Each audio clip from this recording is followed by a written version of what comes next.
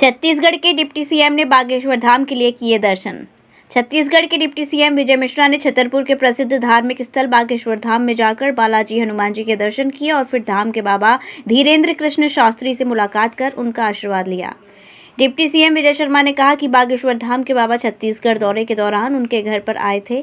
उन्होंने पीएम मोदी के आह्वान पर लोकसभा में 400 पार कर कहा कि कश्मीर में धारा 370 हटाकर उसका विलय मोदी जी ने भारत में किया, इसलिए जनता इस बार बीजेपी को लोकसभा में 370 सीटें देंगी और एनडीए को 400 पार लगाएगी।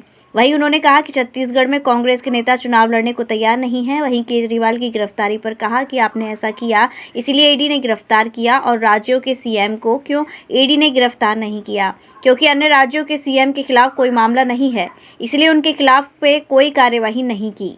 वहीं उन्होंने राहुल गांधी की न्याय यात्रा पर चुटकी लेते हुए कहा कि उनकी यात्रा से कांग्रेस को कोई लाभ नहीं मिला, बल्कि उनके नेता पार्टी छोड़कर भाग रहे हैं। कहेंगे आज बागेश्वर धाम पर आए, दर्शन किए, क्या कहना चाहेंगे? धन्य हुआ है जीवन मेरा भैया। बागेश्वर धाम में आकर के भगवान के दर्शन किए। धीरेन्द्र कृष्ण शास्त्री जी महाराज, उनके पावन चरण मेरे घर तक आए थे और मैंने उन्हीं दिन उनसे संकल्प किया था कि मैं आके आपके धाम में आपके चरण पखारूंगा, आपके चरणों की सेवा करूंगा। तो आज बड़ा धन्य हूँ मैं, मुझे बड़ी खुशी है, बहुत प्रसन्नता है कि मैं आज यहाँ आ पाया हूँ, दर्शन कर पाया हूँ, इस बहुत बड़े यज्ञ का हिस्सा बन पाया हूँ। दिल्ली में मुख्यमंत्री केजरीवाल को गिरफ्तार कर लिया गया और कहीं ना कहीं जो देखने को मिल रहा है कि तानाशाह देखने को बयानबाजी की जा रही है। भगवत मान ने भी कहा है भाजपा सरकार तानाशाह कर रही है, इसको लेकर क्या आपका कहना है? देखिए भैया, कानून अपना काम कर रहा है। पंजाब में भगवत मान जी को गिरफ्तार नहीं किया गया है, कोई प्रकरण नहीं है। तमिलनाडु में सरकार नहीं है भाजपा की, लेकिन कोई गिरफ्तार नहीं किया जा रहा है क्योंकि कोई प्रकरण नहीं है। केरल में नहीं किया, कोई प्रकरण नहीं है। भाई जिसके ऊपर प्रकरण है, जिन्होंने भ्रष्टाचारी किए है, जिनके ऊपर पूरा स्कैम का आरोप है, ईडी कह रही है कोर्ट में खड़े, उस पर इस तरीके से राजनीति करने की आवश्यकता है? कानून को काम करने देंगे या नहीं करने देंगे? या मुख्यमंत्री कोई है तो उसको छोड़ दिया जाए? कानून का राज होना चाहिए और कानून सबके लिए बराबर होना चाहिए। भगवंत मान का कहना है कि बीजेपी की सरकार नहीं बनी, इसलिए हमें परेशान किया जा रहा है, हमारी सरकार बनी है दिल्ली। भैया पंजाब में तो नहीं हो रहा है ना कुछ, वहाँ तो उनकी सरकार है ना, कोई कुछ कह रहा है उनसे? गड़बड़ जहाँ किया है वहाँ बात हो रही है, वो वहाँ की भी बात हो तो वैसे ही है, छत्तीसगढ़ की बात भी हो तो वैसी है। इस बार क्या लग रहा है, मोदी जी कह रहे हैं 400 पार, तो क्या उम्मीद लगाई जाए? देखिए 370 तो हर जन जन के दिल का विषय है। 370 कश्मीर से हटा है, समूचा कश्मीर भारत में पूर्णतः विलीन हुआ है। ये इसका सुख हर दिल को है। मैं सोचता हूं कि 370 तो भाजपा की मार्मिक अपील है, उसे जनता जरूर स्वीकारेगी और 400 पार एनडीए का होगा। मोदी जी ने कहा है विगत 2 कार्यकाल में बड़े निर्णय हुए हैं और आने वाले कार्यकाल में और बड़े निर्णय होने वाले हैं।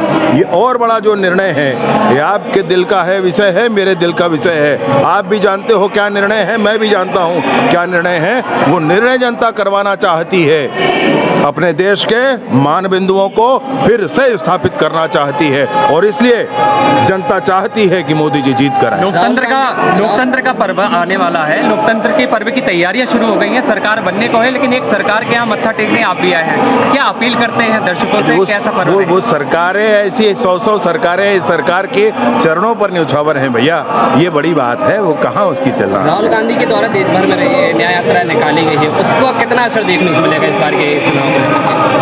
मतलब उन्होंने क्या कहा अपनी न्याय यात्रा में? हिंदू जो धर्म है उसमें एक शक्ति ऐसा शब्द है, उस शक्ति को खत्म करना है, ऐसा कहा ना उन्होंने। ये न्याय यात्रा होती, ऐसी बात किया जाता है।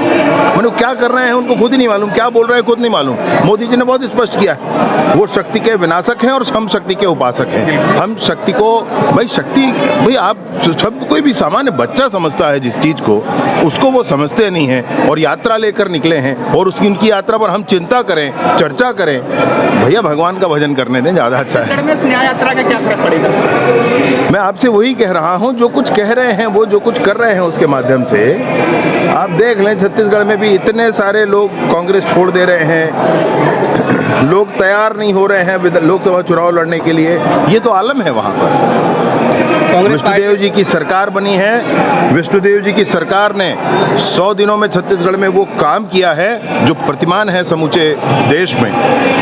तो छत्तीसगढ़ में कोई विषय नहीं है उनका। कांग्रेस कार्यकर्ता ही मतलब कह रहे हैं कि जो कांग्रेस छोड़ के भाजपा में जा रहे हैं उन्हें कचरा बता रहे हैं, तो इसको लेकर के आपका क्या? नहीं भैया, ऐसा अपने कार्यकर्ताओं के प्रति ऐसा भाव नहीं रखना चाहिए। भाजपा के कार्यकर्ताओं के लिए भाजपा के हर नेता के दिल में दर्द होता है। मेरे जैसा छोटा सा आदमी, छोटा सा कार्यकर्ता आज उप मुख्यमंत्री के नाते छत्तीसगढ़ में काम कर रहा है। ये भाजपा है भैया, ये भाजपा है। महंगी बिजली बिल की समस्या से छुटकारा पाइए, सोलर सिस्टम लगाइए।